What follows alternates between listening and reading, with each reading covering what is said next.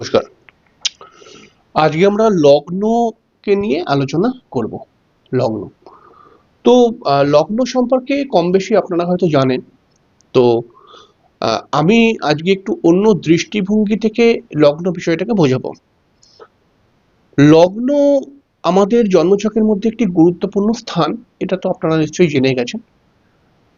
আমরা জানি যে লগ্ন যদি কারোর কমজোর হয়ে যায় তাহলে পরে কিন্তু অবশ্যই তার জীবনে শুভ যোগগুলো বা শুভ দশা তার ক্ষেত্রে খুব একটা ফলদায়ী হয় না। লগ্ন থেকে আমরা চিন্তা ভাবনা, লগ্ন থেকে আমরা স্বভাব এবং লগ্ন থেকে আমরা জাতকের ভালো মন্দ ব্যাপারগুলোকে, জাতকের ভালো মন্দ এবং দৃষ্টিকোণ দৃষ্টিকোণ ব্যাপারটাকে আমরা দেখি সাধারণভাবে। এবারে একজন জাতকের লগ্নে, একজন জাতকের লগ্ন, মনে করা যাক কোনো ভি লগ্ন তার হতে পারে। লগ্নের মধ্যে মনে করা যাক কোনো অশুভ গ্রহ এসে গেছে। এবারে লগ্নের মধ্যে যদি অশুভ গ্রহ এসে যায় তাহলে জাতকের চিন্তা ভাবনা, জাতকের স্বভাব, জাতকের বিভিন্ন ভালো মন্দ বিষয়গুলো, জাতকের দৃষ্টিকোণ বা দৃষ্টিশক্তিকে চেঞ্জ করে দেওয়ার চেষ্টা করে। অর্থাৎ মনে করা যাক যে লগ্নে কোনো অশুভ গ্রহ এসছে, তাহলে একজন জাতকের লগ্নের মধ্যে অশুভ গ্রহ এসে গেলে জাতকের চিন্তা ভাবনা, জাতকের স্বভাব, জাতকের দৃষ্টিভঙ্গি, জাতকের ভালো মন্দ বিষয়গুলোকে অনেকটাই সমস্যার মধ্যে ফেলে দেয়।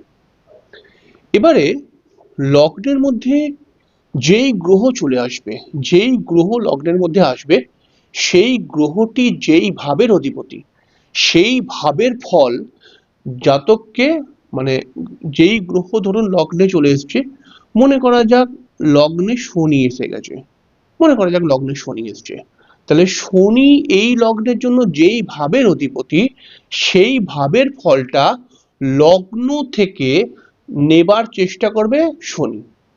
কথা বুঝলেন? কথাটাকে ভালো করে বুঝিয়ে বলি। তাহলে আমরা মনে করি ষষ্ঠ ভাবের অধিপতি এই লগ্নে চলে এসছে, পঞ্চম ভাবের অধিপতিও শনি।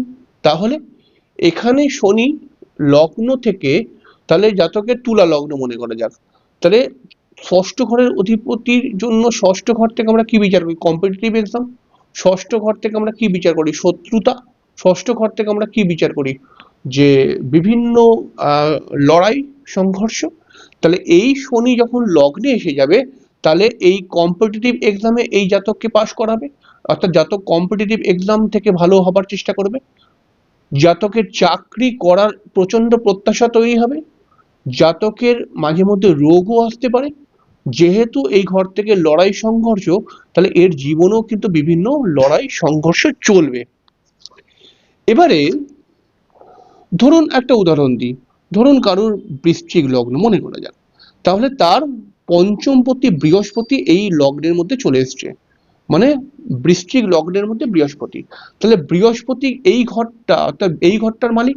এই ঘরটার মধ্যে কি আছে? প্রেম। এই ঘরটার মধ্যে রয়েছে জ্ঞান। এই ঘরটার মধ্যে রয়েছে এডুকেশন। এই ঘরটার মধ্যে রয়েছে মন্ত্র অর্থাৎ ভগবানের প্রতি ভক্তি শ্রদ্ধা পঞ্চম ঘরে। তাহলে এই ফলগুলো বৃহস্পতি তো এই ঘরের মালিক, তাহলে বৃহস্পতি এই ফলগুলো এই লগ্নের মধ্য থেকে নেবার চেষ্টা করবে।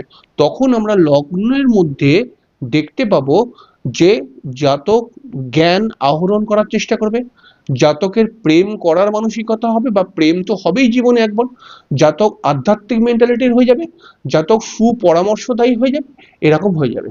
অর্থাৎ এই পঞ্চম ঘরের ফলগুলো বৃহস্পতি এই লগ্নের মধ্যে থেকে নেবার চেষ্টা করবে, এভাবে দেখবেন।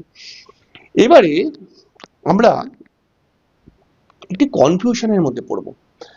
কনফিউশনটা কি? ধরুন কারুর লগ্নের মধ্যে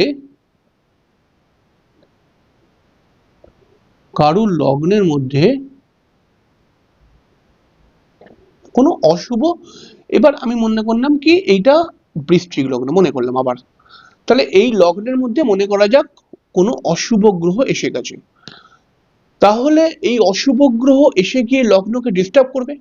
অশুভ গ্রহটা লগ্নের মধ্যে এসে গেছে বলে লগ্ন অর্থাৎ এই জাতক, লগ্ন মানে হচ্ছে জাতক, লগ্ন মানে হচ্ছে জাতক নিজে, জাতক, হ্যাঁ, লগ্ন মানে, তাহলে জাতককে শনি বিভিন্নভাবে ডিস্টার্ব করবে, জাতকের নেচারকে চেঞ্জ করে দেবে, জাতককে অনেক দুঃখ কষ্ট দেবে জীবনে। তাহলে এইটাকে কি কখনো চেঞ্জ করা যায়? একটি প্রশ্ন আসতে পারে যে দাদা আমি 1 লাখ টাকার প্রতিকার করিয়ে এমন করে দিন যাতে এই মানুষটার মধ্যে কোনো সংঘর্ষ লড়াই না আসে। না, এরকম কখনোই করা যাবে না। গ্রহ যেই ঘরের মধ্যে বসে রয়েছে সেই ঘর সংক্রান্ত ফল দেবেই দেবে, সেখানে কিছুটা এদিক ওদিক করা যেতে পারে প্রতিকারের মাধ্যমে, কিন্তু বেশিরভাগটাই করা যেতে পারে না। এবারে কি করা যেতে পারে, একটা বুদ্ধি খাটিয়ে একটা নিজে নিজেই প্রতিকার বার করা যেতে পারে। সেটা হচ্ছে কি, প্রথমে লগ্নের মধ্যে ধরুন কোনো অশুভ গ্রহ এসে গেছে, তাহলে অশুভ গ্রহটার মানে কি, দুঃখ, সংঘর্ষ, সংঘর্ষ, দুঃখ, সংঘর্ষ। এবারে গ্রহ আপনাকে বলছে তুই দুঃখ সংঘর্ষ নিতে চাস না, তাহলে একটি কাজ করতে হবে, সেটা কি, আমার কারকত্ব মানে এই যে শনি একটা ঝুড়ি নিয়ে এসছে, বলছে আমার এই ঝুড়ির মধ্যে থেকে অল্টার চেঞ্জ করে নিতে হবে, ঠিক আছে, অন্য কিছু নিতে পারবি না, আমার ঝুড়ি থেকেই অল্টার চেঞ্জটা করতে হবে, তাহলে আমি তোকে ওই ফলটা দেবো। তাহলে এবার ধরুন শনি দেবে দুঃখ, ঠিক আছে, এবার জাতক এমন একটা কাজ করছে যেখানে মানুষের দুঃখকে, মানুষের লড়াইকে, সংঘর্ষকে কমিয়ে দেবার কাজ করছে, তাহলে এই শনি কিন্তু জাতককে আর দুঃখ দেবে না। ব্যাপারটাকে বোঝা গেল? ধরুন মনে করা যাক যে আপনার পঞ্চম স্থানে, আপনার পঞ্চম স্থানে, পঞ্চম ঘরটার মধ্যে শুক্র আর রাহু আছে।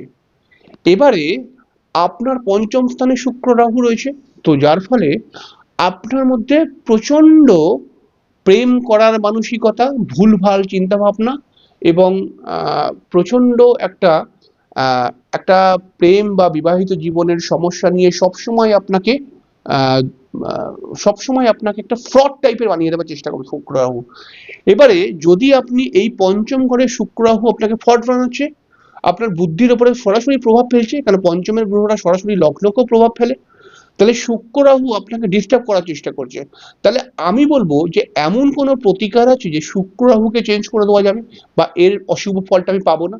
তখন এই শুক্র রাহু বলছে যে একটা প্রতিকার রয়েছে, সেই প্রতিকারটা হচ্ছে কি, আমাকে তুমি ভালো কাজে লাগাও এই ঘর কেন্দ্রিক, অর্থাৎ পঞ্চম ঘর থেকে আমরা কি বিচার করি, প্রতিভা।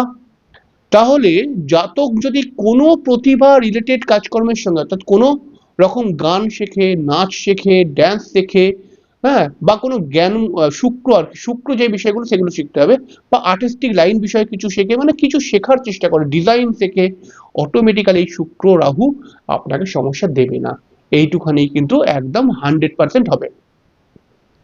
তাহলে এভাবে লগ্নকে আমাদেরকে দেখতে হবে।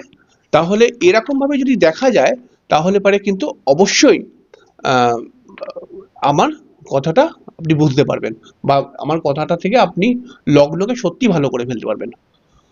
দেখুন জন্মছকের মধ্যে আহ, ভালো যোগ, কারণ ধরুন লগ্ন পীড়িত হয়ে গেছে, লগ্নের মধ্যে মনে করা যাক মঙ্গল আর রাহু বসে রয়েছে, লগ্ন পীড়িত, এবার কারোর জন্মছকের মধ্যে ভালো ভালো যোগ তৈরি হয়েছে, এখানে বৃহস্পতি, এখানে চন্দ্র, ঠিক আছে, এখানে ধরুন বৃহস্পতি, এখানে ধরুন আহ কি বলবো, এখানে ধরুন রবি, একটা কথার কথা বলছি, তো ভালো ভালো যোগ হয়েছে, লগ্ন খারাপ হয়ে গেলে পারে জাতক যোগকে দিতে পারে না, মানে একটা যোগকে আহ, যোগ হলেই যে আমার সবকিছু হয়ে যাবে এরকম নয়, একটা তো নেওয়ার ক্যাপাবিলিটি থাকবে।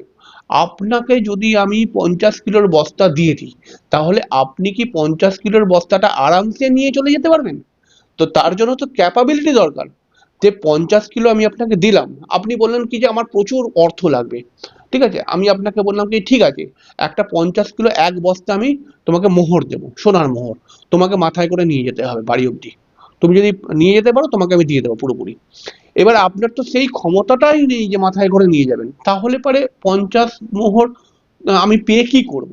তাহলে আমার লগ্নটাই খারাপ হয়ে রয়েছে, আমার ভালো ভালো যোগ আমি দেখে কি করব, এরকম একটা ব্যাপার কিন্তু মাথায় রাখতে হবে। তাহলে এবার আমি লগ্নকে ঠিক করব কিভাবে? লগ্নকে ঠিক করব একটা হচ্ছে এই দিক দিয়ে। দেখুন, লগ্নকে ঠিক করার জন্য দুটি দৃষ্টিকোণ রয়েছে। একটা হলো লগ্নপতি, আর একটা হলো লগ্নের মধ্যে কোন গ্রহ এসে গেছে, লগ্নের গ্রহ। হ্যাঁ, লগ্নের মধ্যে গ্রহ। তাহলে এই লগ্নের মধ্যে অশুভ গ্রহ আসলে, অশুভ গ্রহ আপনাকে দুঃখ, নৈরাশ্য, হতাশা দিচ্ছে, ডিপ্রেশন দিচ্ছে। তাহলে ওই রিলেটেড আপনি যদি কাজকর্মের সঙ্গে যুক্ত হন, কাজকর্ম মানে যেই কাজ আমাদেরকে পয়সা দেয় এরকম কাজ আমি বলছি না, মানে ওই রিলেটেড কাজকর্মের সঙ্গে, ধরুন আহ, লগ্নের গ্রহটা আপনাকে দুঃখ দিচ্ছে, কিন্তু আপনি খুব দয়ালু মানুষ, আপনি এনজিও চালাচ্ছেন মনে করা যাক, বা আপনি এমনি একটা দয়ালু মানুষ, আপনি গরিব দুঃখী মানুষদেরকে সর্বদাই পাশে গিয়ে সাহায্য করার চেষ্টা করেন, দেখবেন তখন এই যে গ্রহটা আপনার লগ্নে এসে গেছে বলে আপনাকে এই গ্রহটা দুঃখ দেবে না। কারণ আপনি নিজের ইচ্ছায় দুঃখকে গ্রহণ করে নিয়েছেন, আপনি সর্বদা দুঃখী মানুষের পাশে রয়েছেন, তখন এই গ্রহটা আপনাকে আর সমস্যা দেবে না। আপনি করে দেখবেন একদম অ্যাকুরেট 100% মিলবে এই কথাটা। আর একটা হচ্ছে কি, লগ্নপতির আমরা প্রতিকার করতে পারি। লগ্নপতির প্রতিকার যদি আমরা করি, তাহলে ধীরে ধীরে ধীরে ধীরে লগ্নটা বুস্ট আপ হয়ে যাবে এবং আপনি যথাযথ আপনার নিজের সম্মান প্রাপ্তি করতে পারবেন। এইভাবে যদি বিষয়টাকে দেখা হয়, তাহলে পরে কিন্তু খুব ভালো রেজাল্ট আসবে। তো অবশ্যই এই বিষয়ে আপনার মতামত কমেন্ট বক্সে জানাবেন। তো অবশ্যই আপনি যদি ব্যাপারটাকে বুঝতে পারেন তো খুবই ভালো। অবশ্যই অনুষ্ঠানটা একটি লাইক দেবেন। আর যদি আপনার কোনো কনফিউশন হয়, লগ্নকে নিয়ে কোনো প্রশ্ন থাকে, তাহলে অবশ্যই কমেন্ট বক্সে জানাবেন, আমি আপনার বিষয়টাকে ক্লিয়ার করে দেওয়ার চেষ্টা করব। যাই হোক, পরের দিনকে আমরা আবার দেখা করব, আবার অনেক বিষয় নিয়ে আলোচনা হবে। লগ্ন মানে ব্যক্তিত্ব, লগ্ন মানে বুদ্ধি, লগ্ন মানে চিন্তা ভাবনা। তো লগ্ন মানে আমি নিজে, লগ্ন মানে আমার শরীর, আহ, বিভিন্ন কিছু। অর্থাৎ লগ্ন ভালো যার, তার রাজযোগও যদি বড় বড় না থাকে, তাহলেও কিন্তু তার রাজযোগ সেই মানুষটা নিজেই তৈরি করে ফেলতে পারে। ঠিক আছে? আর লগ্ন যদি খারাপ থাকে, তাহলে তার ছকের মধ্যে যতই বড় বড় রাজযোগ থাকুক না কেন, সেই রাজযোগ চট করে অ্যাক্টিভেট হতে চায় না। যাই হোক, খুব সামান্য করে বুঝিয়ে আজকে শেষ করব। পরের দিন আবার এক নতুন জ্যোতিষের অনুষ্ঠান নিয়ে চলে আসবো। এখন কিন্তু লাগাতার জ্যোতিষের অনুষ্ঠান চলবে আমাদের। নমস্কার।